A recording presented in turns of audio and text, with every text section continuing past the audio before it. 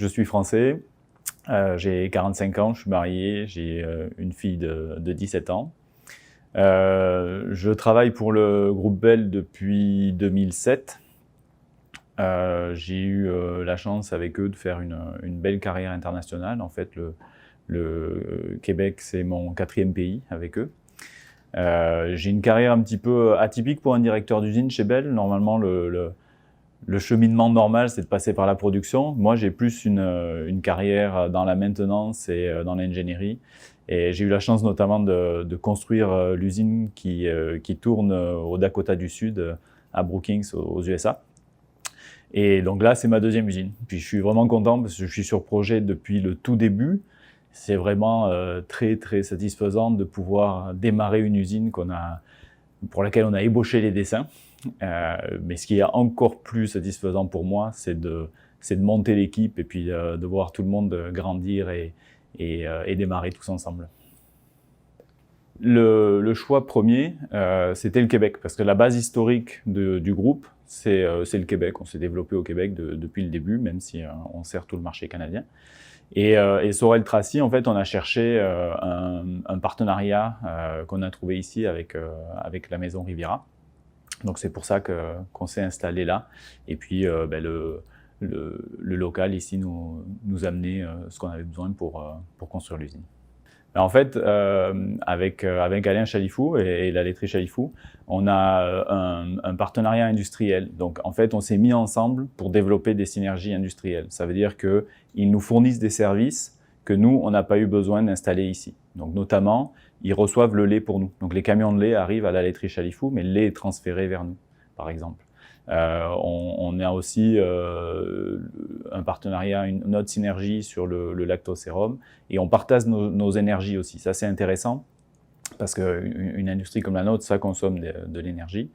Et en fait, on s'est connecté à leur système d'énergie, puis on est ensemble sur un même système, ce qui nous permet à tous les deux d'être plus efficaces. Ça a été relativement, je veux dire, globalement, ça s'est bien passé, ça se passe bien toujours. Ça a bien sûr été un peu difficile. On a eu la chance qu'on a eu une cellule de crise au niveau du groupe, et avec certains pays qui étaient plus en avance sur la vague de pandémie, ça nous a permis de nous préparer avant. Notre première priorité, ça a bien sûr été de protéger les gens. On a notamment offert à toutes les personnes qui avaient des conditions qui les rendaient plus fragiles à une contamination, en cas de contamination. On leur a offert de pouvoir ne rester chez eux, ne pas travailler et de ne pas perdre leur emploi. On a donc protégé toutes les personnes. On a pris le temps d'arrêter l'usine pendant une dizaine de jours pour réfléchir à nos procédures, tout installer, mettre nos protections, nos séparations physiques, ainsi de suite. Très tôt, on a fait porter le masque à tout le monde aussi. Puis le résultat a été bon parce qu'on n'a pas eu de cas. Tout s'est bien passé. Ce qui nous a compliqué la vie aussi, c'est qu'on était encore dans une phase où on avait besoin du support de nos fournisseurs d'équipements, où on avait prévu de faire venir des gens de nos usines françaises pour faire du transfert de connaissances. Et tout ça, il a fallu se débrouiller par nous-mêmes avec les technologies virtuelles nous ont aidés, bien sûr. Mais surtout, moi, je suis vraiment très, très fier du travail qui a été fait par l'équipe parce qu'ils se sont tous retroussés les manches, mis au travail et pris leurs responsabilités. Puis on est quand même arrivé là où on voulait arriver. Donc, je suis vraiment très content de l'équipe. En premier lieu, on devient un nouvel employeur. On amène 140 emplois directs. On est actuellement une centaine. Il nous manque encore à peu près 40 personnes à recruter. Et bien sûr, au-delà de ça, on contribue plus largement à augmenter la production laitière locale aussi. Et puis, dans nos activités, on développe aussi des partenariats avec différents fournisseurs locaux ici.